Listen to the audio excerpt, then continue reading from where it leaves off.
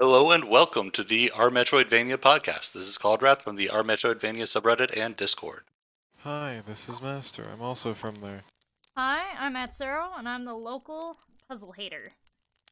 And today we are playing Bonfire Peaks. It is a puzzle game. I will be playing this puzzle game. Yes, and I'm actually going to turn down Cauldrath just a little bit. A little bit loud. There we go. Alright. It's not your fault. That was my fault. So we It is- considered discussing puzzles, but then we realized that Master is going to be playing the game, so it would just be Atcero and I talking about puzzles, and I don't think anyone wants that. This game is about burning your belongings. Wait, what? This game is about burning your belongings. That is concerning. Burn your belongings, okay.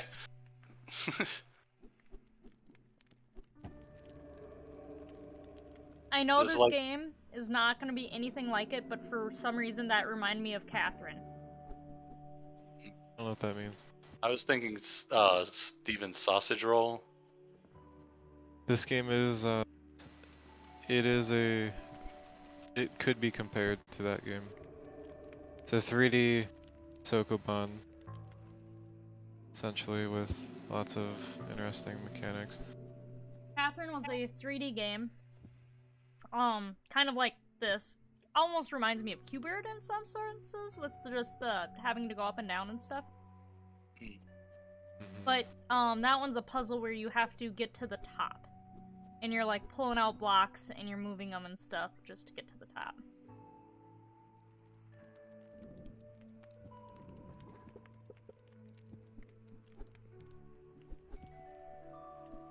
Topics. So many of them. Topics? Puzzles. Fun. Fun in video games. Why do we Do have you find fun? puzzles fun? No. Depends on the puzzle. But usually no. They can be fun. I guess you could discuss why they're fun. What makes them fun? That depends on the person, I would say. I would say for some people, it's that sense of accomplishment for figuring out something that they could have once considered difficult, or even still are considering difficult. And that rush of dopamine of like, yes, I finally did it, tingles their brain. Yeah, that and also just like that aha moment where like everything clicks together, which is also like a lot of the appeal of Metroidvanias. This is true. Yep.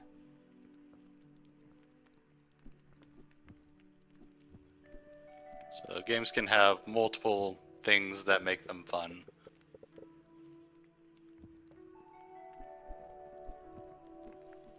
And they can even shift what makes them fun. Like there's a concept called differences of kind where a game will vary the types of activities that you do so that way it doesn't get as stale. Mm-hmm.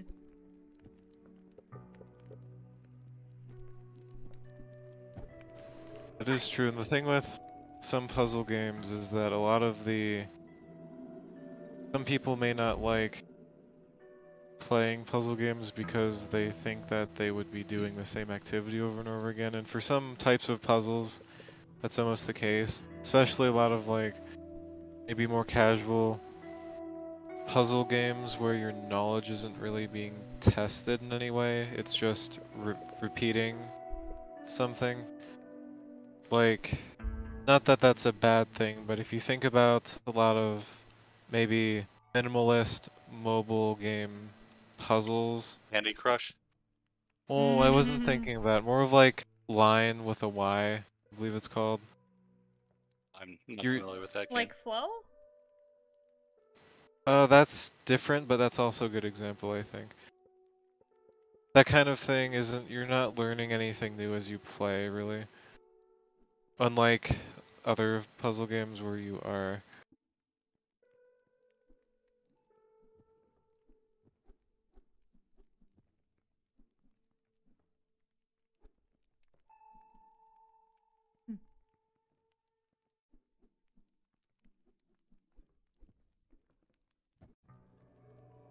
Do they give you any story about why you're burning your belongings? You're just start Well, the game and that's like there's nothing. There's no intro cutscene. there was an intro cutscene. You talked over it. It was just him going out to sea. Or this island or whatever. I mean, I know this game has secrets, so perhaps you learn more about the character as you play, or learn more about the narrative. I don't know. Haven't you played this game before? I played the demo for this game. Oh, the demo. I mean, I haven't played this game before, no. Oh, okay. This is my first time. But I have played similar games.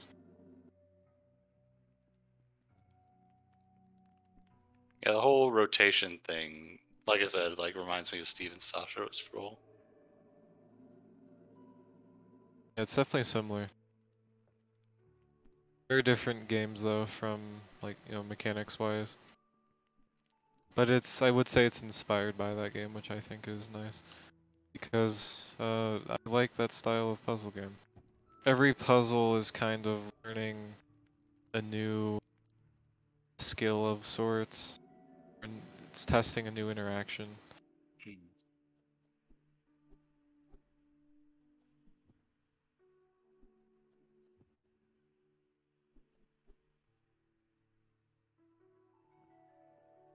I see that it does have a like undo.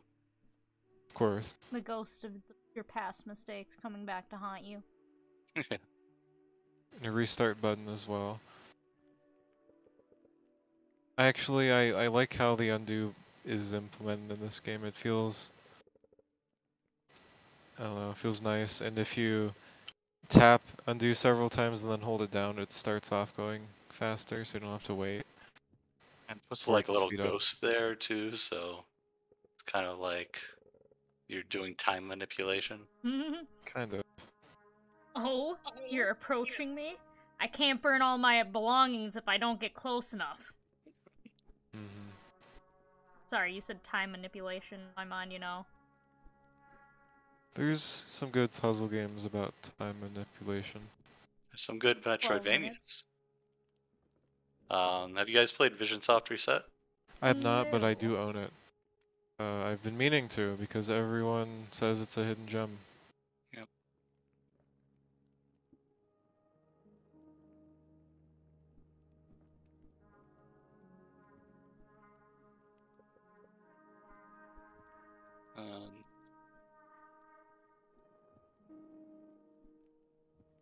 It seems like this this puzzle is mostly just about how to separate the boxes. Yeah. Learning new things about how to manipulate boxes. That's this game's Oh thing. yeah, it's all come together. Yeah, so I noticed earlier there's this side path, I guess. So by completing a puzzle, you earn a box in the overworld, and you use those to access new sets of levels. But as you can see, there's a lot of boxes I haven't even used. There's extra ones. I noticed over to the right, this must be like a bonus set of puzzles, maybe? Or just a new way to explore that I haven't tried. Well, it seems like if you just Exploring get it. enough boxes together, you could go wherever. Like Yeah. you need a certain number of boxes, like levels cleared to get enough boxes to go to the next thing. But it seems like you could just carry up boxes from an earlier like area. Yeah, you could. Well, depending on... It might be possible that the terrain prevents you from doing that. That's... sure. Which means there's sort of a natural way to progress through the puzzles, I suppose. You don't have to... If you're stuck on a tricky one, it's, of course, there could be some useful information there, but it's not something you're required to do to progress if it's particularly tricky. Then we get back to the tutorial issues we were talking about the other day, where it's possible to like progress in a game without actually learning how to play it. It's possible. I feel like in this game, if that happens, you're aware that it's happening, because it seems that each set of puzzles is focused on like a particular mechanic. Like I've discovered double boxes. All those puzzles are probably going to be about double boxes. Ooh, song reference right there. Hmm? Night Moves. Reference. What? Never heard of that song? Maybe not. Cauldrath, you know what I'm talking about, right? No. Night Moves? What? Oh, now that Nope. I can Google things, I'm Googling who wrote it. Night Moves. It's by, Bob Seger and the Silver Bullet Band. Well, that doesn't mean anything to me. You've never heard of Bob Seger? I mean, I've heard the name, I'm sure. Freaking Zoomers. Frickin' Zoomers not knowing music! Oh, that's what makes me happy in video games is music. That's like literally one of the Nice. highest things in a game for me is music. Nice.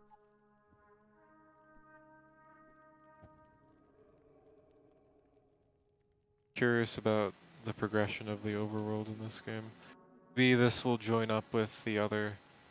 No, it doesn't seem to join up with the other path. Maybe if you beat it, you get some lore. Maybe. Or maybe you need the boxes from here to progress at the other place. Later on, yeah. Or there's secrets that require more... That require to get all the boxes. Make a giant box pyramid. Anything's possible. So do you think you'd enjoy playing this type of puzzle game? Probably. No. Hmm. Like, I like block puzzles, but there comes a point in which puzzles become too much for me. Mhm. And it's like, I need to play a game where I can stab things. I like stabbing things. I'm good at that. What if you have to solve puzzles to stab things? That's just Ooh. ActRaiser. Well, no, ActRaiser wasn't really puzzle solving. I Maybe mean, like that's Legend of Puzzle Quest. Zelda. Legend of Zelda is solving puzzles to stab things. So yes. Oh, you solve a puzzle, and then you get to stab a thing. One thing? I only get to stab one thing after solving one puzzle? Well, I'm thinking of the bosses. I mean, yeah, that's still fun, though. Because it's a big stab. It's multiple stabs. Hmm. Would you prefer a lot of small stabs or one big stab? A lot of small stabs, it makes it more worth it in the end. I see.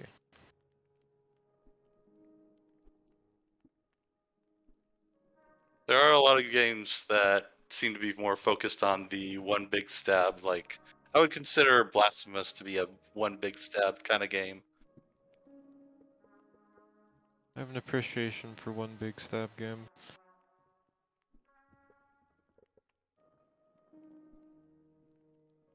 There's games, is it Titan Souls, the one where you have one arrow and the boss only needs one hit? I think that's it. Yeah, like I haven't played that game. I actually probably own that game. I should probably play the games that I own one of these days.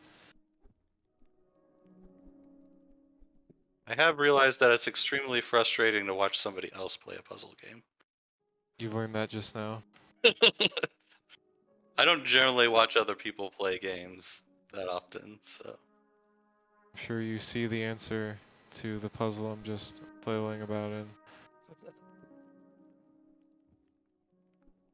This one does. Yep. Though I also must think about talking while playing a puzzle game. Which is why I said, hey, maybe we shouldn't just talk about puzzles, because that'd be what I'm talking about. And then when I'm talking about puzzles, I can't solve the puzzle I'm currently looking at. That sounds like an excuse. It is an excuse. Well, you need to bat that one in, obviously. Mhm. No, bat it in. Can't you turn and Jeez. bat it in? Jeez, you're backseating him? Yes. I thought you just wouldn't pay attention to the puzzle game. No, just because I I'm don't care not a about fan puzzles, of now you're, puzzle like, games yelling at doesn't mean me. I don't like watching. Mhm. Fucking just. Screw these boxes! Drown- I hate you. Drowning them is good enough for me. It's a moral victory. Mhm. I bet there's speed runs of this game too. Oh, of course There you there go. is. Perhaps. Why wouldn't there be? Speedruns of puzzle games are weird. Yeah, Like- because it's basically just, oh, you already have the solution to the puzzle. Yeah, You memorize the beat thing, it. or just like do the meaningless sequence of interaction with no skill required as fast as you can. Yeah. Like, imagine playing, I don't know, like doing a missed speedrun or something would just be dreadful. Just clicking. You just memorize all the places on the screen where you have to click, and then you click them, and then that's the thing that you're doing. Doesn't sound enjoyable.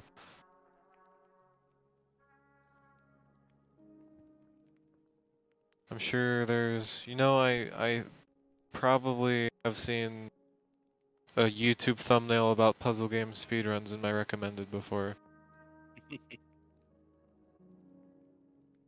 Maybe it was Myst, and that's why I thought of Myst. Myst is overrated, I've in never. my humble See- opinion. Riven, on the other hand, the sequel to Myst is incredibly interesting, and I've never heard anyone talk about it. Besides, probably like Anathema on the Discord. My mom's played and beaten Myst. She used to play a fuck ton of point and clicks. I don't I think- remember her ever beating it though. Like watching her beat it, because I used to watch her all the time. Every time she played a Nancy Drew, or any of her weird fucking obscure ones, I was there watching. I don't remember Myst. Did Myst come out before Shadowgate? I'm trying to remember if it's the first person adventure. Like point Googling click. time. Myst? Here, let me find it. Myst, Also, I I think. I'll look up Shadowgate. You look Shadowgate up- feel came like- out on Mac. I feel that if we talk about Oh, Mac. Myst, we're obligated to talk about the fact that it has like a cajillion releases. Yeah. I mean, so does Isn't that so weird? does Shadowgate. So July 30th, 1987 for Shadowgate. Ah, 93 Shadowgate. Actually, and Shadowgate wasn't even the first, was it? I thought it was Deja Vu was the first too in the Mac Venture series.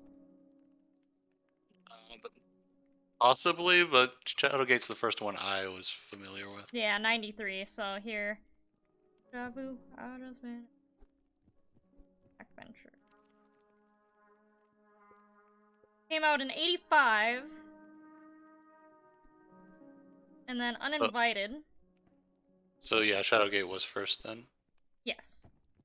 And Uninvited came out in 86, so yeah.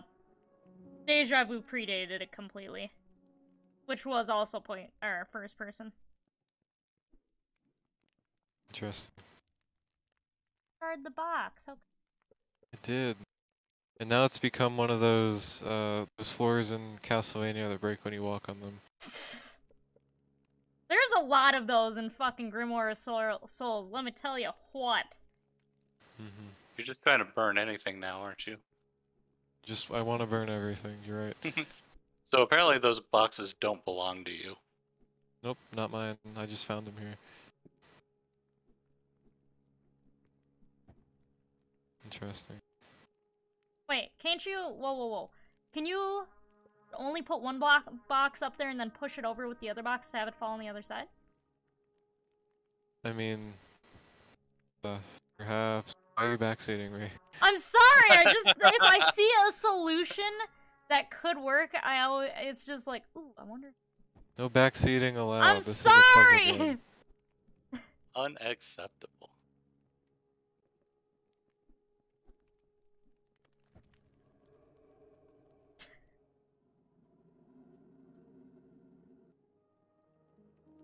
These are some... You know, maybe these puzzle names have... Maybe they convey the story somehow. I don't know. Night Moves was straight up a Bob Seger reference, so. Some of them could. Man, there's just... Oh yeah, you can rotate the camera a little bit. Huh. Useful. So you don't have to just guess that that's back there. Can rotate it that much, but... Alright, each of us should go through what we find fun in games. Otherwise, we're gonna come just be talking about puzzles the whole time. Nothing wrong with puzzles. Except you're hella distracted. Yeah.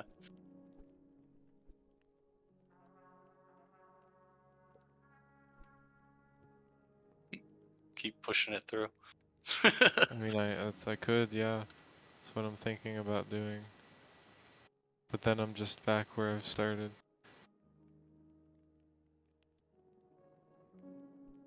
So what is it about puzzle games that you like? Why puzzle games specifically? I thought we were gonna talk about all games. Okay, what is it about games that you like besides music? Movement. Depending on the game. So if it's like a platformer or open world, if the movement's good... Oh, there is a cat down there. Oh, you're down there. Sorry. I like the movement in this game. I like pushing these blocks out of the side. Okay, I mean like Anthem kind of movement where it's sexy and smooth. Where it just feels good to play. I'm a fan of movement, and I especially... Sorry for interrupting. You were just You're talking, and I rudely began also talking. You're fine. And now Noah's talking. Yeah, I was gonna wait for Master. Well, if you really want me to, I am a fan of... Especially in, like, action games, I want there to be some sort of emphasis on interesting movement. It's usually movement. Good movement makes a game a lot better. Mm-hmm. If you think about, what's that one game, the basically cover shooter, but you have rocket jets on your knees Anthem? and you skate around? Oh, wait, no. Vanquish. Yeah, Vanquish. I mean, it's a pretty, boring, a generic game, but then you just fly around on your knees on rocket jets, and it's like, makes the game way better than it otherwise would be. Yeah, it's a pretty simplistic shooter other than that. I like how you're just like going in circles, shoving these boxes in here. It also makes the relaxing. stream quality dip for my end, at least. Yeah. Oh, no. And then it'll I gotta do clear it up. faster to make the quality worse. I don't know why, too. I mean, this isn't a high-fidelity game. It looks pretty, I like it. You want me to backseat game? No.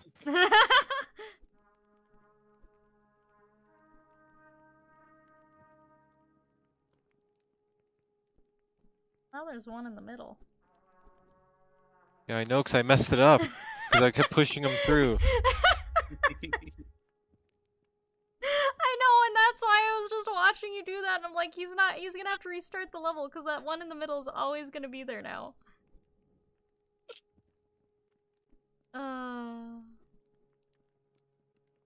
Just Doing it from rewind the for other like side now. 20 minutes. I know how to solve the puzzle, I just am idling. No, that's fair. I just thought it was funny.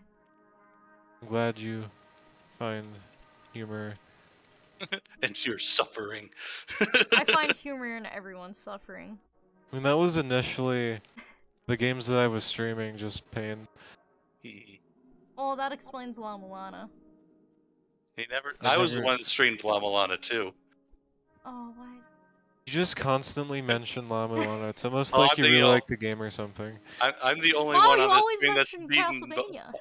I'm the only one on this podcast that's beaten both La Mulana games, so I must be the fan. Oh no.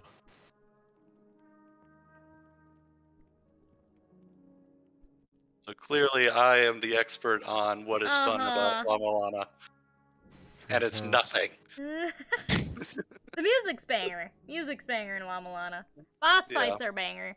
Everything else can. The not only exist. thing that I think is actually terrible in Lama Lana are the mini bosses. Mini bosses are trash. Like that fucking little Jin Ifrit Flame Demon cocksucker in the first one can just die. The one I hated the most was like there's some like bat thing that it was like had all those little platforms, and then like you could fall, and then you could fall down into the next room. And so if you like got hit one time, you would just get knocked into the next room. I And don't even remember where that was. yeah, I don't remember either. Lama Lana 2 spoilers, the Rope Shrine Maiden was really annoying. Just took a lot of hits, and the best strategy was just standing in the corner and jumping and shooting shurikens at just the right, like, floating cycle to hit her head. And just Wow. do that 40 times. Oh, I mean, sounds the best as bad strategy as some for Castlevania bosses. yeah, the It's best strategy basically against almost all the bosses in Lama Lana is just stay back and throw shurikens at them. Or gun. yeah. If you have Luckily, bullets. doing the hard mode no sub weapons thing, it only counts for main bosses, not sub bosses, because it would have been really annoying to do with whips. Whips are good when they're not, you know, less than a foot long. Yeah, the game could have definitely got like stood to have a longer whip. Yeah, I guess. I don't know how to deal with this crate tower. Tear it to pieces. Yeah, that's honestly what I was thinking. Hate crate towers. Laugh, but it is the truth. Sausage Roll had some pretty forgiving sausage towers, I think. Because it would look like you had some super annoying task ahead of you, and then it turned out the answer was not some super tedious thing that you had to do, and it was actually an elegant solution compared to what you thought it would be. I don't think that's the case here, though. I mean, that's fine. I just have to get to the top, I'll need to store crates on the top row, and then kind of move them over. It'll be fine. Eventually it'll be fine. It does seem that I am doing side progression puzzles instead of the main progression puzzles, so they may be trickier, or even like I haven't dealt with stacks like this before, so it's possible that down the main progression path yeah, there's fat stacks you have to deal with. Yeah.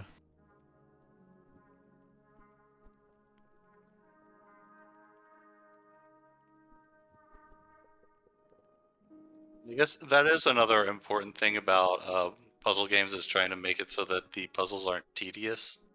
Mm-hmm. If your guy just gets so bored he tried to sit down. When I press space and I can't grab anything, I sit down. Oh man, maybe there's a mechanic with sitting down. There might be. I wouldn't put it past the game to do that. So the new Turtles game, apparently, so there's a button that you can press, and then it like makes you like meditate or whatever, and Yes. it refills your super meter. Oh, that's what And it does? so, yeah, and so you can just like hit that every time that you're like out of combat, and then you can just spam your super. I was just doing that because Donatello's is the Game Boy, and I've been playing as Donatello, and I thought it was fucking adorable. Yeah. Like if you're playing with enough people, you can just have like 2 people do their supers while the other people do their charge thing, and then you just alternate, and then you're just invincible forever. I love it. I mean, I imagine that's more of a find fun ways to break the game with your friends game than it is a, oh no, this broken strategy is ruining the game. Oh yeah, because, I mean, it is very much a play with your friends, old school beat 'em up that I wish, or I'm glad that's kind of making a return, because those games are fucking fun. Like, with friends, with the right group of people, those things are the best. Yeah. But yeah, that is another like kind of fun in games, is like just finding ways to break them. Yep. In games that can be multiplayer. I can't even fucking say it. Why can't I say it? Multiplayer, Jesus Christ, or single player. Ah, my tongue stopped working for a second. That's unfortunate. Because there's not many games that are good at doing both, in my opinion. Sad. If I have friends over, as rare as that is, sometimes it's nice to play games with them. Yeah.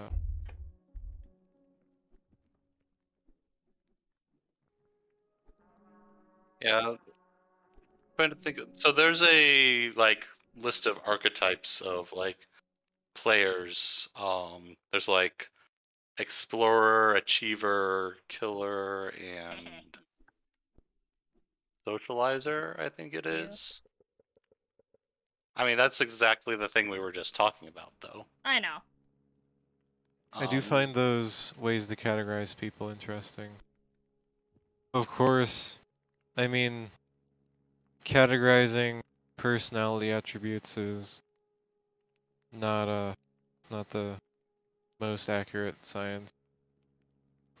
Yeah, it's not necessarily accurate, but can still be like useful as a framework for thinking of things, as long as you're not like fanatical about it. Like, oh, it has to be this way. It's like, no, like just if you want to categorize people and like the things they like to try to like make sure you're appealing to all of them, then that's fine. But being like, no, there's no other types of fun besides these four things, that's where it becomes a problem. It's called the sure Bartle taxonomy of player types. I'm sure you remember my disdain for the personality types Myers-Briggs. Wait, really? You have a distaste for it? Yeah, you sound like a J. I'm probably a J. I don't remember. It was like in J or in P or something. But I am annoyed by personality tests. Why? I just don't like them. Is there a personality for not liking personality tests? No. I think I was ISTP. Pretty sure. Because we had to take it in high school. Before we went off. That was actually in, junior year of high school. Oh. Yeah, the craftsman or the virtual, so yeah, that.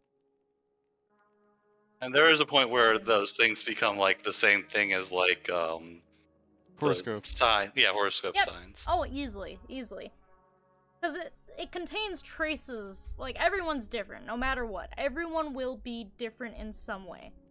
Yeah. It's just humans by nature. We like to compartmentalize. We just like to. Well, there's a box. Gotta put it in the box. Not everyone fits in the box, and that's okay. Right. Yeah, that's the big problem, is that people don't always fit exactly into the boxes. Some people are more inclined to burn the box than to fit in the box. Do you like burning things? Maybe these boxes are very full J of of you. dead people. It sounds like a great twist. We should just keep calling Master a J all the time. That's judging, right? Yeah, freaking J's. Frickin' J's. Can't stand them.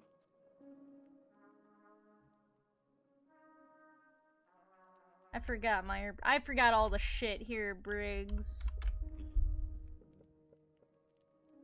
But yeah, there's the Bartle types. Yep. Magic the Gathering has the designer for that came up with a list of there's Spike, Johnny, and Timmy for like the types of. That's right. I've heard of that. Yep, I've heard of that.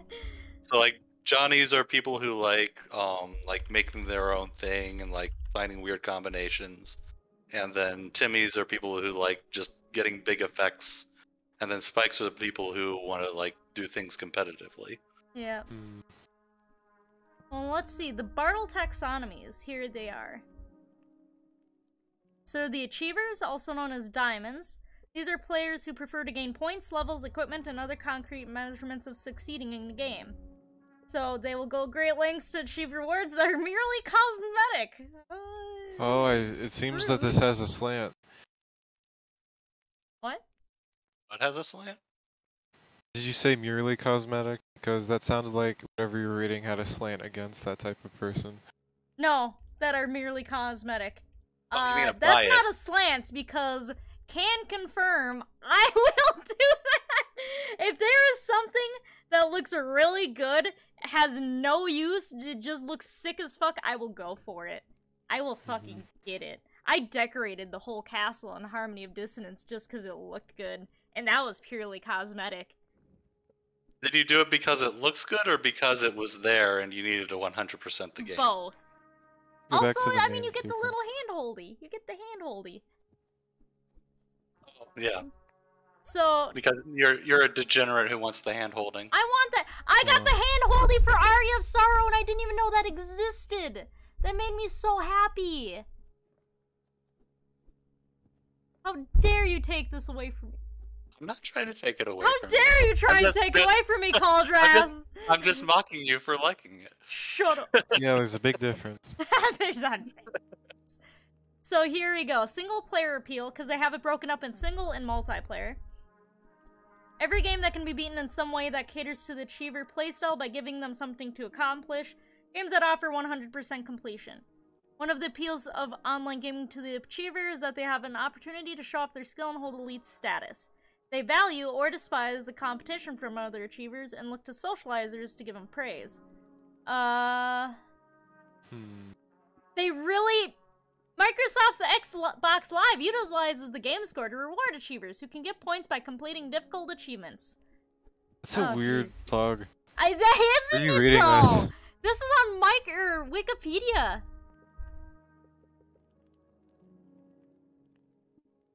Alright, explorers, dubbed spades, for the tendency to dig around are players who prefer discovering areas and immerse themselves in the gaming world. They are often annoyed by time-restricted missions, as that does not allow them to traverse at their own pace. They usually find enjoying glitches or hidden Easter eggs. I avoided Majora's Mask for years because I felt timed, and I hated that. But then I found out that they give you plenty of time, so I didn't care. Yeah. I don't like, if I'm thinking about a game and I hear it has some sort of time restriction, I'll usually shy away from that, but games, when they have those, they tend to implement them well enough to where it's not an issue, I think. Yeah, like Unsighted was an interesting one, where it had a timer, but it led to, like, interesting choices. But, like, I would consider myself to be in this category, but I don't mind timers. You disgust me. Fake Explorer found. Yeah. Yeah. I like exploring fast, alright? Well, explore slower, at my pace! No. You can't make me. You sound like you're a J. Actually, I'm a P! We talked about this! Fake P. How am I a fake P? I think I was actually like some bullshit like close to P and J, very close together. I feel like P and J swap for everyone depending on the circumstance. Yeah. That's one of the worst parts of the test. Yeah. Oh. I only judge J's though. There are two kinds of people I hate in this world. People who are intolerant of other people's cultures and beliefs, and the Dutch. That's you right now. Yep. Also, Not that Simpsons meme with Scotland. Scots? Ah! Yeah. Frickin' Scots! They ruined Scotland! Yeah. Yeah. Love that one. Also, single player appear to Explorer. Combat and gaining levels or points is secondary to the Explorer, so traditionally they flock to games such as Myst. In these games, the player finds themselves in a strange place, and the objective is to find their way out by paying close attention to detail and solving puzzles. The Explorer will enrich themselves in any backstory or lore they can find about people and place in games. Whereas an achiever may quickly forget a gaming adventure, the Explorer will recall fond memories about their experience. Master. The first hour of Myst is like great, but the other areas you visit are awful. It's just like here's a single activity and then the that's all we have. point isn't Myst. The point I know, I'm is just games distracted. like Myst, Master. I know. And then for multiplayer, explorers will become bored with any particular MMO RPG when they have experienced the contact. They will retire quicker than other game types and feel the game has become a chore to play. Interesting that they're only talking about MMOs when there's a lot of other multiplayer games out there on the market. Like Sea of Thieves, I do not consider that a single-player game. It is a trash single-player experience. Or with friends, it's great. Most games are good with friends. But they become multiplayer once you do it with friends. Mm-hmm. Yeah. So Chippendale's Rescue Rangers might be worse with friends. It's hilarious, but you're never beating that game. Super Mario Bros. For Wii? Everyone throws each other into the fucking pits? Yep. That sounds like fun. It's not when you're actually just trying to beat the level and your brother picks you up and throws you into a pit for the 4th time. And it's like, I just want to beat the game. Sounds like your brother problem. It is! They're assholes to play with. Unfortunate. Alright. Now the socializers. There are a multitude of gamers who will play for the social aspect, rather than the game itself. These players are known as socializers, or hearts. They gain the most enjoyment from a game by interacting with other players and sometimes computer-controlled with AI. The game is merely a tool they use to meet others in-game or outside. Some socializers enjoy helping others for the sake of altruism, while other explorers help for the sake of discovering previously unattained areas, and achievers or killers want to help for the sake of an extrinsic reward such as points. So basically, people who are looking to milsim in Arma 3. I didn't understand a fucking word you just said. Same. Don't worry about it. It's terrible. Less you know, the better. Okay. Wow, I've never heard of Dwarf Fortress other than today, and I've seen it twice today. Dwarf Fortress is great. I've never heard of it, but they just talked about, for instance, the procedurally generated game Dwarf Fortress as a tight-knit community. It does. I play it once every year, and then I quit because I'd rather play Cataclysm Dark Days Ahead. It is interesting when a single-player game winds up being a social game. It is interesting. I wonder how that happens. Probably happens the most in games that have the ability for creativeness, I guess, or just games with lots of interactive systems that allow for emergent situations. Because, you know, if you're playing a game where you're playing you have the same experience everyone else did playing the game, there's not a whole lot to share there. But then, if you have a game where your experience can be completely different from someone else's depending on how you approach the game or what factors happen to influence your game, then it's more interesting to hear about other people's experiences because of that. So I've heard the exact opposite when people are talking about Chasm, where because it's a procedurally generated world, people can't really discuss like things like strategy, like how to get to different places, or like sharing strategies for things. I see that argument. I would disagree, I guess.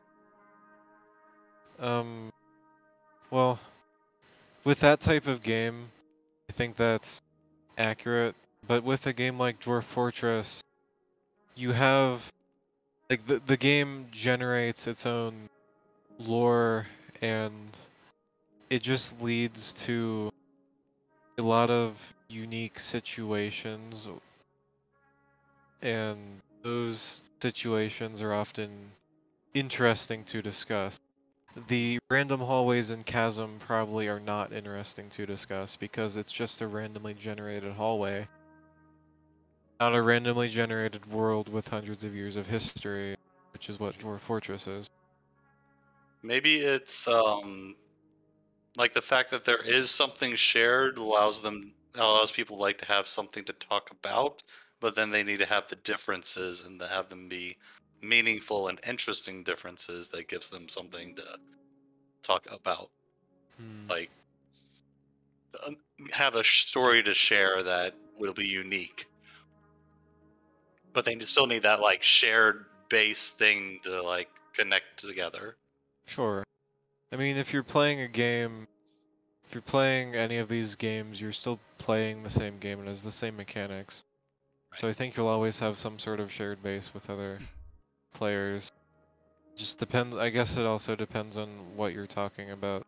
Like in Chasm, I mean, you can't really talk about exploration of the map and the upgrades, which is the main focus of the game, I guess, because it's a Metroidvania, because of the fact that many of those rooms are randomly generated. But in say like a survival game, your goal is to survive, and you do that how how you see fit. Yeah, I guess you could say that the random generation in Chasm doesn't lend itself to an interesting story. It's just like there. Mm-hmm. I mean, even though it's a randomly generated hallway, you're still fighting through the hallway in about the same way. That's what I just said is kind of flimsy. Never mind. Yeah. So the hallways aren't randomly generated. All of the rooms are pre-built. They just put them together randomly. Oh yeah, I mean that's how random generation works in any of those games, I think. Well, you can have a randomly generated room. Like most roguelikes have some like random generation within a room. I mean everything, it comes down to putting predefined pieces together. Unless you have like some crazy AI generating some noodle room from scratch, you're always going to be putting things together. I mean, random generation within a room, like enemy placements or where decorations are, those are still pieces of the generation, I guess. Yeah, but there's different types of procedural generation, and some of them can get down to like really low details, like individual tiles in the room. Mm-hmm. So it's different than just having like an entire room and you just pick one of them and then you put it in place. Maybe. I mean, you could also define. I mean, how do you define a different room? If there's a single tile that's cosmetically different from another otherwise identical room, is that worth calling a different room? Because the player would probably recognize the room layout even though it's cosmetically different, because that's the main point of difference, I guess, between rooms, and that's what you're interacting with the layout of the room. You're not interacting with the cosmetic differences in the room. Well, you can procedurally generate a layout of a room too. Yeah. I guess though, if you're like generating random enemy placements, that can lead to unfair situations. Yeah, like there are some things where it's like it randomly generates something and then it checks constraints, and then if it violates the constraints, then it like re-randomizes and then it keeps trying until it succeeds at it. And so you can like have rules for determining whether enemy placements are fair, and then if it's like unfair enemy placements, then it throws it away. Yeah.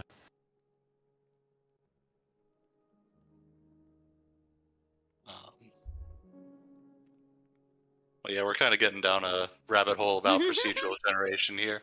And I do not play them other than Minecraft, and I can't talk. Well, Minecraft is yeah, it has procedural generation. It's like one of the most popular procedural generation games, and like that one, like it doesn't throw rooms together. Well, I don't know if maybe the newer ones have like set dungeons that it tries to do, but like yeah, with the strongholds and now with the ancient city, ender cities and oh god, what else? Fortresses in the Nether, mine shafts. Yeah, those are stitched together. Cave generation though is pretty interesting. They're not all stitched together. No, they have generation that's different between all of them. And in them as well. You're not guaranteed a wart or another wart in another fortress. Oh, I thought you were. Nah, I don't think you are. I've explored some and I haven't found them before. Surely there's like a core to the fortress that it generates, maybe? It's like, I can't remember a time where I haven't, but also, it's possible. I haven't played Minecraft since 2009, so the Nether didn't even exist back then. I should play this puzzle game that I said I was gonna play. Perhaps. Go solve the next puzzle. Oh, you're giving up. Do you want me to go solve this puzzle? Because I will. I mean, do what you want to do. You sound very judgmental when you say that. I think you're projecting. Uh-huh.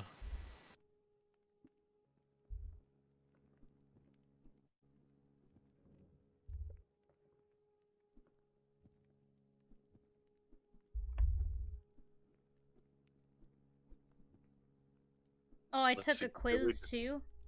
One of the Bartle test. And I'm an ECAS. What is that? 73% explorer, 47% killer, 40% achiever, and 40% socializer.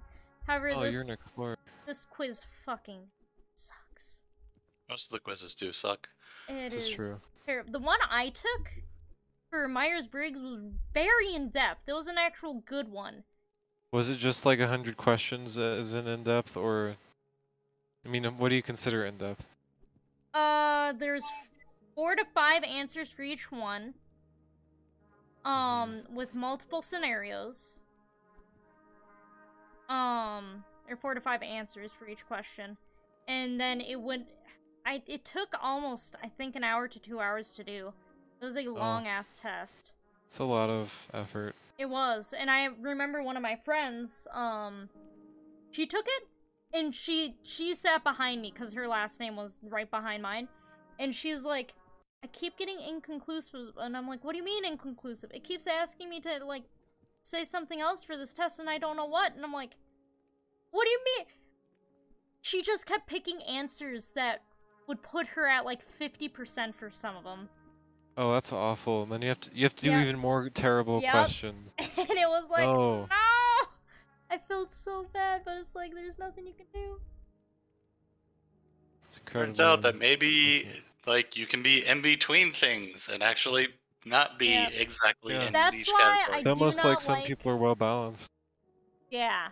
And that's exactly the reason I don't like IQ scores. And very much adhere more to their 8 different types of intelligences. Because there are, in my opinion. Yeah. Yeah. Like, generally, like, you can take any of these categorizations, and then you could split them out into something that's a little bit more nuanced. Yeah. But then that's also increasing the complexity, and part of the appeal of these things is, like, you can just quickly convey something. Yeah. But then... sometimes it just doesn't work because you don't cleanly fit in the boxes. This is true. Damn it, why won't you compartmentalize like I want you to? Yeah. Very rude not to do that. So rude. So did we ever go over the killer type? No, I was waiting for you guys to talk about procedural generation. Oh, okay. Cloves is a very accurate moniker for what the killer likes to do. They thrive on competition with other players and providing with them to scripted computer-controlled opponents. Killers are, more than any other player types, motivated by power gaming and eclipsing others. They want to achieve first rank on high scoreboard or beat other speedrunners speedrunners' time record for a single player. Multiplayer, causing mayhem among computer-controlled people and other things may be fun to a killer, but nothing amounts to the joy of pitting one's skills against another PvP player. Sounds like there's a lot of overlap between killer and achiever. Yes. Interesting. One such example is ganking or owning. Ganking your own Owning, people? like when you own a player, you fucking own them. Oh, That's a strange way to say that, I guess. Ganking, God, on Wikipedia. Oh, that's so weird. Mhm.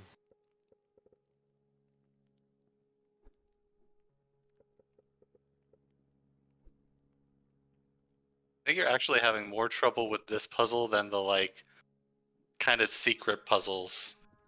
Like I have to do this puzzle. Can skip like probably a lot of puzzles. Yeah. Just I'm probably missing something very obvious. Will become clear to me when I solve it. This solution's even easier than whatever it is I'm trying to do here. Now, that's how puzzles are sometimes. Yeah. Sometimes it do be that way. Thing you have to accept in life. Hardship. Necessary hardship. Sometimes you just have to do annoying things. And they're really painful, but you do them.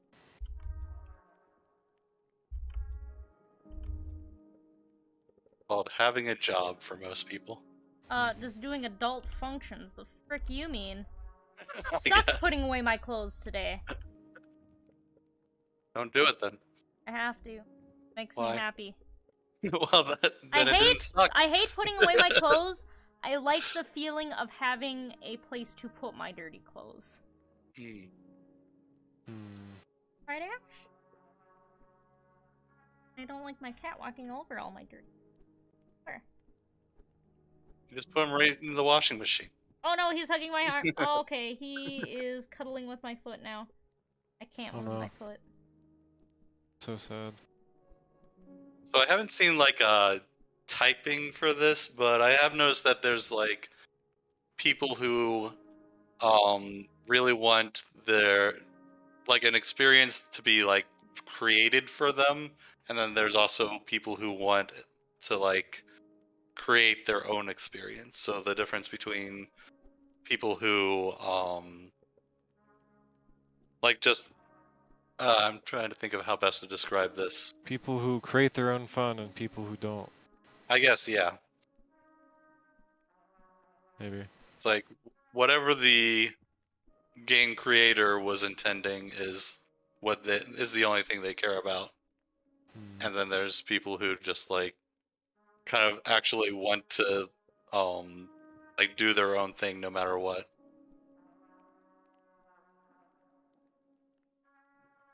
I just like stabbing things. This is true. I mean, I enjoy both to an extent. Certainly, if there's a game that gives you the creative freedom to find your own fun, then you can create the experience that you want, in a way. And I think that's why I like open world games. You can follow a crafted experience if you want, but you also can kind of just go and do whatever the fuck you want. It's true, though. Also, the things those games allow you to do isn't always there's not always a lot there, I guess. That's why the modding community exists.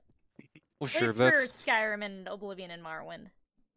it's a little bit different from like games with emergent systems, immersive sims, I guess you could say. Yeah, I have noticed that open world games kind of have been moving more towards having a like crafted experience. Like if you compare the Elder Scrolls games, you get less and less freedom, but then it's like more of a tighter, polished experience as you go on. Maybe. I would actually consider it the reverse. Morrowind was a very, very crafted experience, while Skyrim was a very basic plot, and it's like, here, whatever, fucking modders got us covered. In my opinion. Morrowind was also, though, a lot heavier focused on storytelling.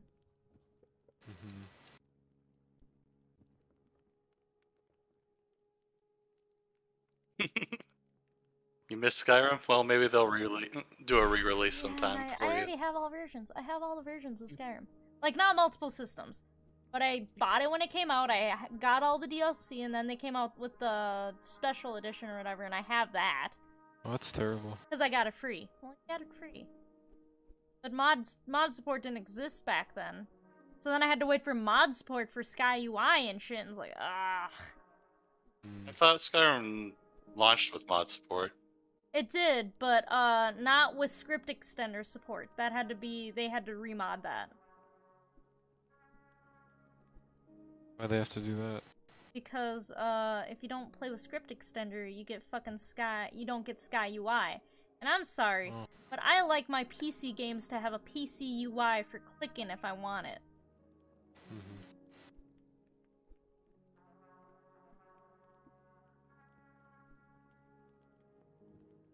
Also, apparently there are 8 explicit and implicit for 8 more, technically 8 player types. So like under achievers, there's planners and opportunists. Like the planner, they set a goal and aim to achieve it. Opportunists, they look around for things to do, but they don't know what these are until they find them. For explorers, there's scientists. They are methodical in their acquisition of knowledge. And hacker, they have an intuitive understanding of the virtual world with no need to test their ideas. Oh, bye, Ash. That sounds like Hacker. those people don't exist because you can't predict how a video game will react to what you do.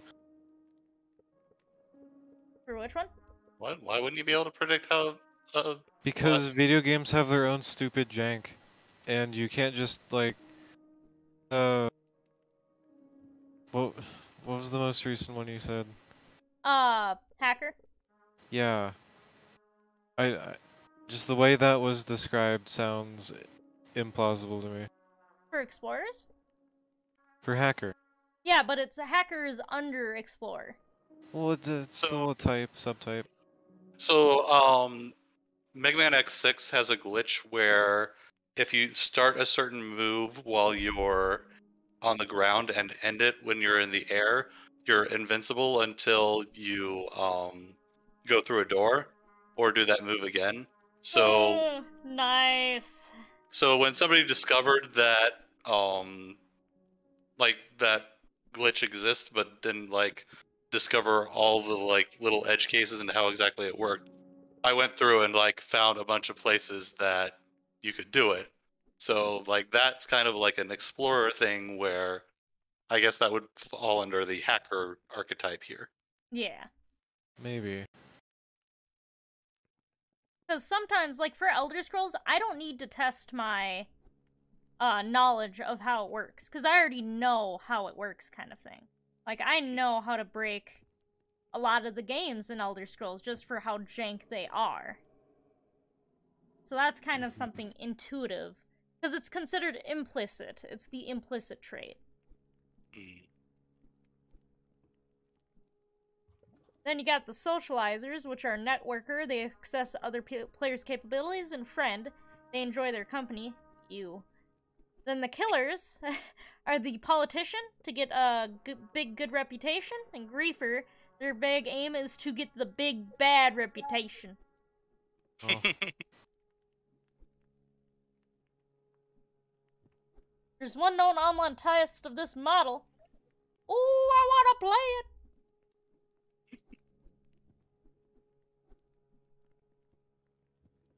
What is my gender? I don't know. None of What your is my gender? business. Wait, what? From what country does your father's last name originate? Is this Interesting. for like personality test? Yeah, but I mean, I do know where it originates, so I guess I'm gonna say where it originates. I think they're just stealing your information. What are they gonna do with my information? That is what most of those are for. I'm gonna fake Your my info. birth year then. What I is your am a mother's man. maiden name? But they're not gonna do crap with the last name part. No. A varied world with fewer players is better than a blander world with many players. Yes. This is agree and strongly disagree. Should I read all of these out loud? There's 54! Oh, I mean, if you want to. If you think they're worth it, Why not? no. A basic world where you can shape and influence is better than a static world with depth and rich history. Slightly disagree, in my opinion. I don't know. I mean... That requires a lot of thinking for me. Okay, I mean, that's kind of like, to me, I guess that's Minecraft versus Skyrim, let's say. And it's asking, like, which one I prefer, which one's better. No, like, yeah, disagree or agree. Mm.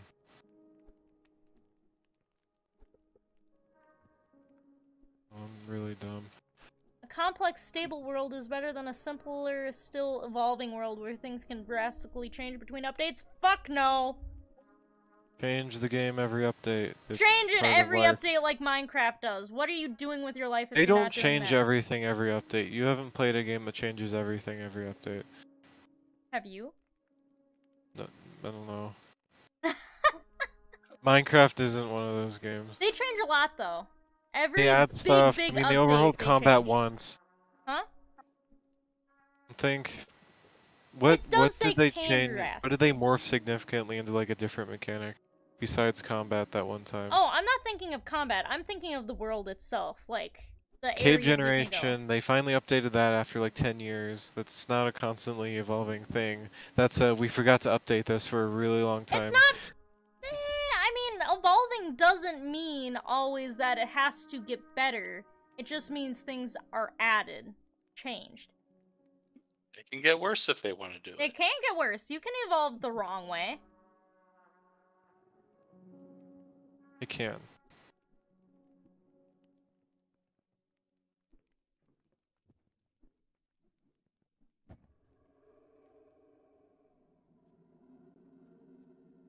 Ew, a well-designed world requires players to cooperate? Oh! Ugh. You were just talking before about how you liked playing multiplayer games. With friends. I don't... Okay, there's a difference Cooperate between with their friends. requiring it and just having it be an option. Does Sea of Thieves require you to have like a party of people to do a lot of content? If you want to not get your ass handed to you by other players, you at least need one other friend to play with you. Okay, that sounds like what it's describing then. It is. However, I don't think that's a well-designed world. I understand that is the game Sea of Thieves is, and I am thankful that I do have a friend currently who wants to play with me a fuck ton, and I love that. However, I recognize that, that's not the game design that I love. I see. Yeah. So it's a good game, and I like the game, but I understand it's... If I didn't have anyone to play it, I wouldn't be playing with them. Mm-hmm. Interesting. Most of all, I enjoy testing my strength and skill against other players. No. Kind of. Kind of. Is there an option for kind of? Yeah, I did slightly disagree. Because I do, but only if that's the game, like Smash. Smash is boring when you play it single player. I don't like fighting my friends. I like Oh, I love the ass kicking my opposite of friends. that. Oh, no. Friends need their ass kicked some days. Wasn't supposed to sound sexual. I didn't take it as sexual. You just made it sexual by saying that. Oh, Also, Can't go back. you can't go back. this is so sad. Also, it's not honorable to kill an inexperienced player character, but that's how they'll learn? Fuck no, that's not how they learn. They don't learn by assholes, they learn by Okay, good that's- friends. That, man, toxic people who just destroy new players, like, actively have ruined Fuck games. them. Like Mordhau. New players can't play Mordhau because there are people who just, for some reason, want to make the new experiences worse, as bad as possible, and will do, like, crazy, unreadable, broken moves on people who just picked up the game. Awful. Yeah. And that's Sea of Thieves. It depends, like... In Sea of Thieves, we never try to PvP. We are, like, how my mentality for that game is, if they shoot first, we shoot back. However, if they don't shoot first, we're not gonna shoot them. Sounds reasonable. Because, I mean, you don't fuck with me, I don't fuck with you. We've had a couple assholes who try to attack us, obviously. We hunted one down and then promptly blew their shit to fucking Kingdom Come. But other times we've had people who have come up and helped us with stuff, or they're, like, getting off for the night, so they give us all their shit. And it's like, that's the kind of stuff I want. And we're not new players, and they weren't new players either. But then we found where we've found new players, too, and it's like, they're like, oh yeah, I'm just joining the game, and it's like, okay, well, you know what, here's a bunch of shit to help you on your way, because you're low level, you don't have stuff. But it's also hard because you get new players who think the only part of the game is trying to kill other people. Yeah. So then they try to attack you and then promptly get their shit packed because, you know... I'll be gonna shit packed. I generally... If there's a game with optional PvP, I avoid doing the PvP. Same. Like, I don't know, a game such as Escape from Tarkov, I wouldn't go out of my way to just murder people in that game. Okay, 15 I have to agree with. There's no greater pleasure than to kill player characters who do not play well with others. Yeah, that's pretty fun.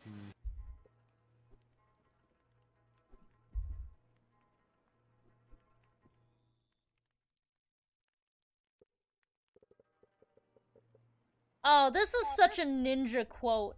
Focus and determination is what separates the elite players from the rest. Ugh. Yeah, that's gross. That is hella gross.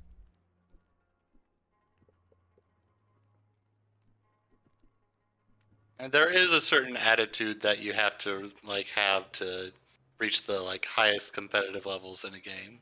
There are, but I do think it's a very toxic mentality to a degree. Why is that?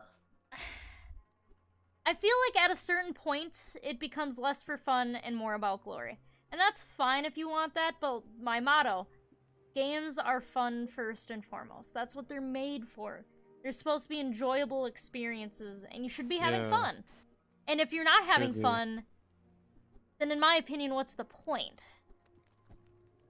There's also the just money self-improvement aspect. And I get that, but I feel like in terms of gaming,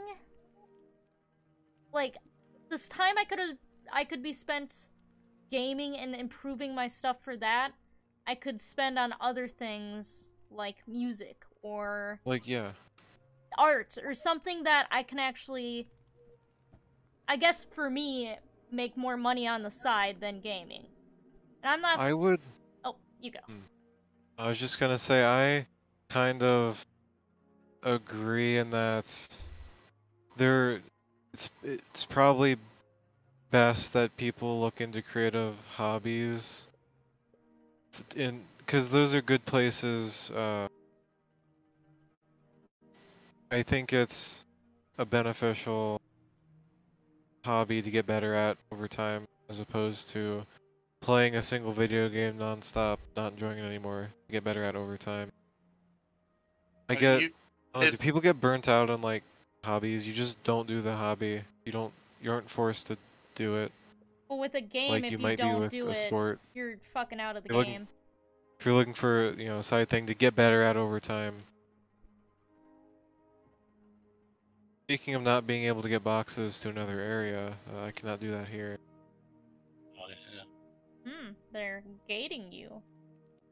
Yeah. Maybe if you get enough, you can get over the bamboo things. Honestly, probably. I think you have to do the weave. What does that mean? Oh, have you seen those puzzles where you have to you can only step in one block?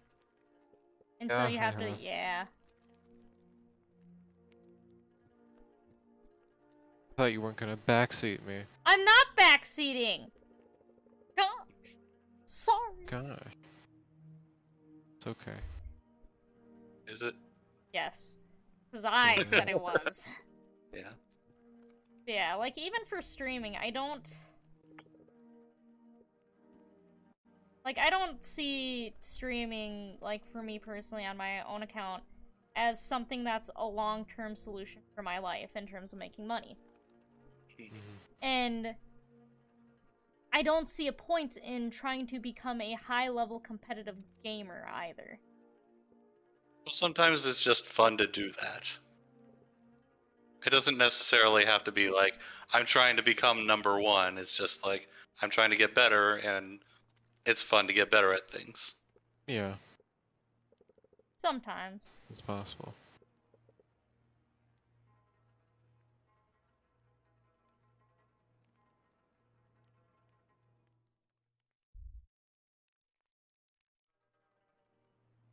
I rarely set goals that take more than 1 month of planning to accomplish. I mean, I spent 3 years on Elder Scrolls Online just to get my fucking master crafting. Was that fun? You know how many times I forgot about it? I love crafting in that game. I am just forgetful as fuck, and I have bouts. I'll have like 6-7 months where I don't touch it, and then I'll have like a month where I just play a fuck ton of it, and then once again a bunch of time where I don't play it. Yeah, there is also the like difference between like gaining player skill and gaining like character skill. Yeah. One is just making the number go up, and the other is progressing as a skilled agent within the environment. Holy shit, this is an actual question. If my friends would start playing a different game, I would simply find new friends. Oh, Damn! Damn! Imagine not being able to take your friends having different gaming tastes. You think any of my friends in real life fucking care about Castlevania? Hell no! I'm not gonna find new friends because of it. Maybe they just mean you'll find more friends who enjoy the thing that you enjoy, instead of meaning I will disown my friends and find new ones. It still sounds terrible, though, how that is worded. It is a little weird. But yeah, you can have multiple friend groups. You can have like Exactly. the group of friends that are playing whatever game you're still trying to play.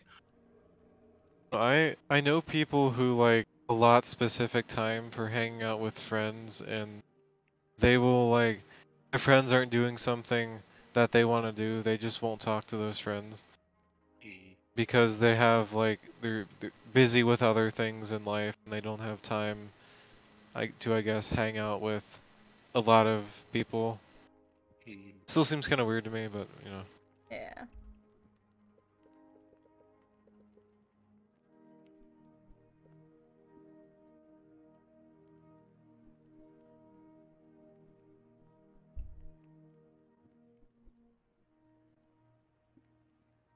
Yeah, like I have groups of, like some friends that I like specifically play Magic the Gathering with, and then other groups that I just like hang out with.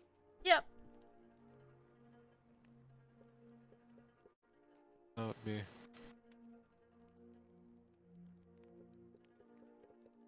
Without levels and equipment, because it unbalances PvP combat, come on, suck my dick. PvP combat comes last.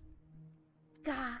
It's the strangest people are the people who will play like an MMO that's PvP oriented, but it's determined by the person with the better gear.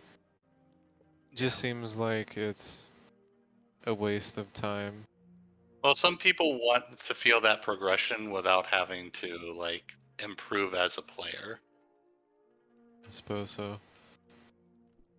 And so just like progressing in a game also is like a type of fun. And sometimes it's easier to have that through stats than through the player. It's true, it takes so much time to grind MMOs, especially if you have to grind harder than or pay more than the next person in order to become better than them. But that's the appeal to some people, is like they don't have time, so they will just like pay money and I guess so. Get the improved character through that. No, Diablo Immortal has PvP. Yeah. Apparently, Fun I'm fact. 69% friends. Nice. 69. 66% hacker. Okay. They experiment to reveal meaning. They have an intuitive understanding of the... No, that one's... They go where fancy takes them. They seek out to discover new phenomena. That's kind of what a hacker means. See, I'm a hacker when I'm solving puzzles, when I'm not also trying to focus on a conversation. And then when I am when I am focusing on a conversation, I just flail around randomly. Because it takes all my brain to talk to people. Yeah. If Yeah, there's an and obstacle, they do something instead. Go fuck yourself. I like bashing my skull against something for 3 hours sometimes.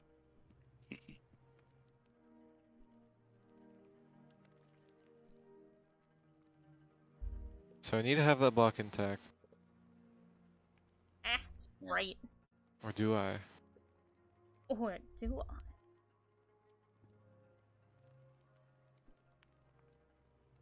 What I can do differently here, though.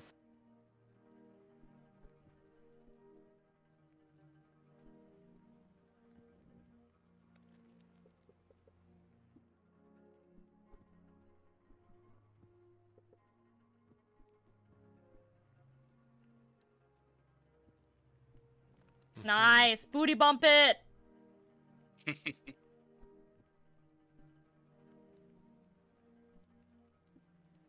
There are a lot of times that you like are doing things that are like he has never done that before.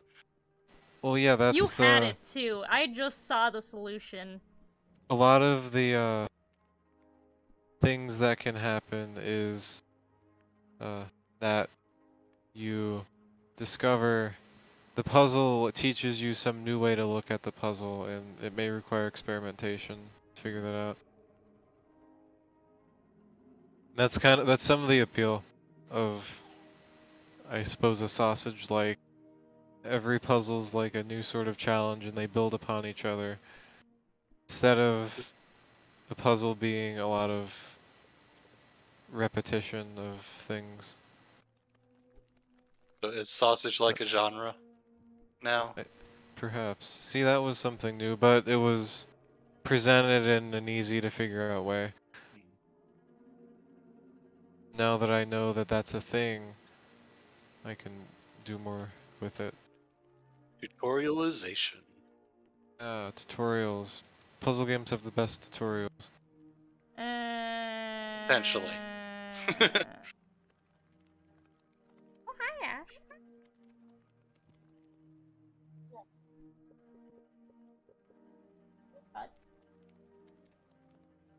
Can't flop. I can't pet you.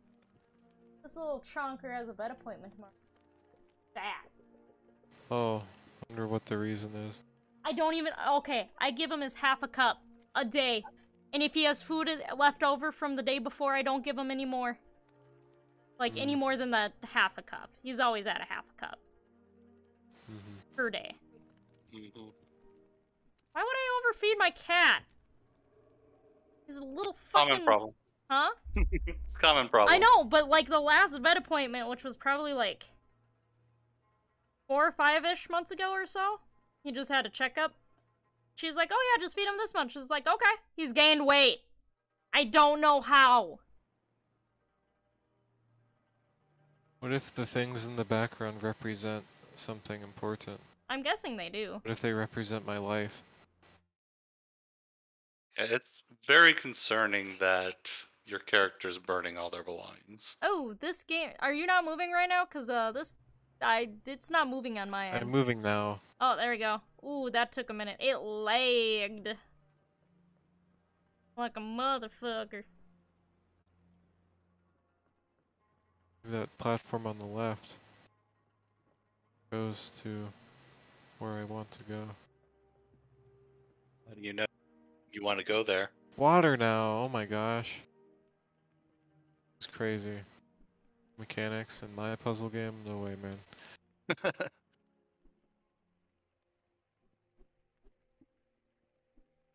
Can you not touch the water?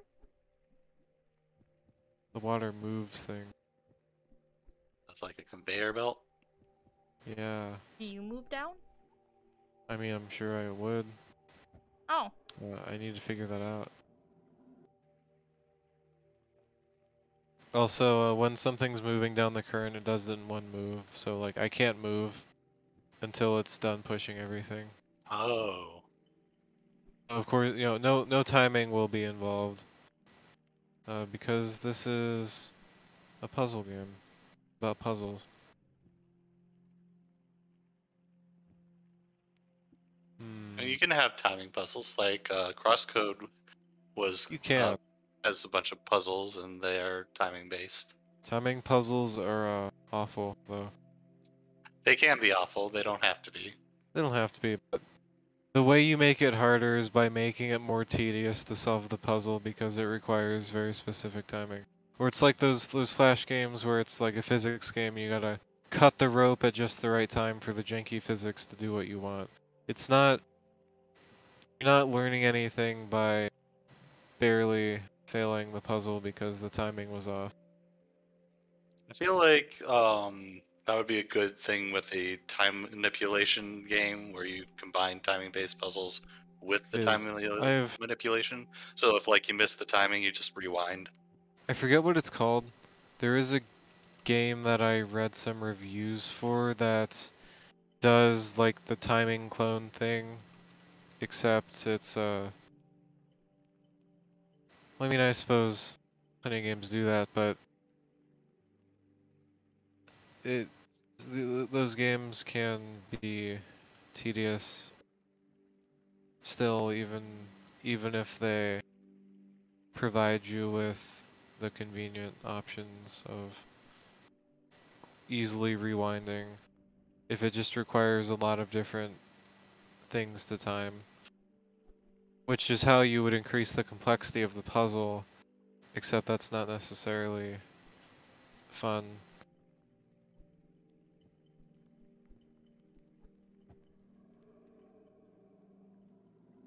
If that made sense.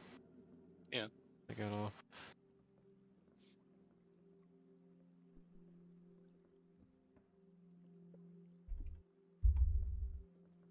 Do you think it's all going to be water-based puzzles here? Well, I am like in the Waiting. cavern next to the waterfall, so it would make sense. It's called waiting room. Why? Wow. It's funny. This game does have hundreds of puzzles, so And hundreds of it's a puns, lot. apparently. Oh, it paused again for me. Puzzling. I'm still in like the tutorial phase of this game. It's oh, it has not just frozen there in place. Oh. Oh, say there a it good- is. I would say a good puzzle game is pretty much always in the tutorial phase. I would agree. I wanted more math puzzles in my puzzle. Then I can actually cough Lana. So you want puzzles to be easy. Yeah, it depends on the math puzzle. Gosh. What But if I'm it just was saying you want it to match your skill set so it will be easier. Yeah. I wouldn't say easier, just able to be figured out. So easier. No. Because if I can't figure out a puzzle, that doesn't... It couldn't be easier because I wouldn't be able to figure out regardless. Making something so I can figure it out doesn't make it easier. It just means I'll be able to figure it out at some point. Doesn't mean it'll be faster to figure out. Just means I have a chance of doing it in the first place. I'm not sure if we have the same definition of puzzle difficulty. And there's lots of different ways things can be difficult.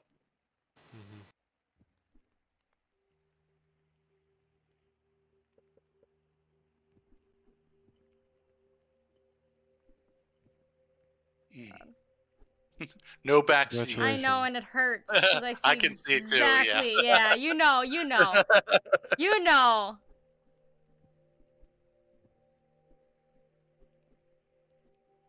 Sweet.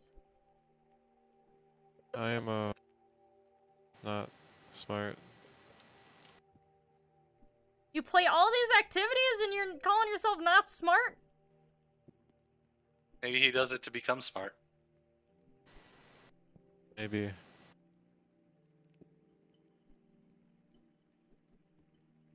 Just silently watching me solve a puzzle. Well, it is 10:30 too. We've got to see what's behind the waterfall, though.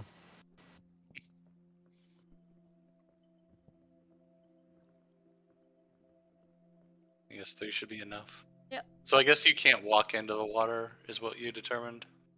At least I can't step up into water. Oh boy, it's more What else puzzles. will Would have happen? thought. Your reward for solving the puzzles is more puzzles. It's kind of like grinding in an RPG. There's puzzles back here, behind the waterfall. Oh my god. This makes me happy. Alright, well, I think we can call it a night now that we have seen what's in the waterfall. Sure. There's always more belongings to burn. Exactly, always more. There's arrows now, pressure plates, oh my gosh. It's just a new mechanic. Wait, step on a pressure plate. It shoots an arrow. Yeah. I had to use the box to block it. Step on a pressure plate without blocking it. Okay. She just wants to see you die. Yeah, pretty much. Oh, blood and everything! Oh my god, that looks like a frickin' JoJo with a roundabout. To be continued. Oh, yeah. I mean, if you want to use one of these as the thumbnail, you could do that. It's me dying. Here. There we go. Nice. Beautiful. Wait, we're in Discord, so I gotta wait till we end it. Oh no. Yeah, thank you everyone for joining, and have a nice night. Goodbye.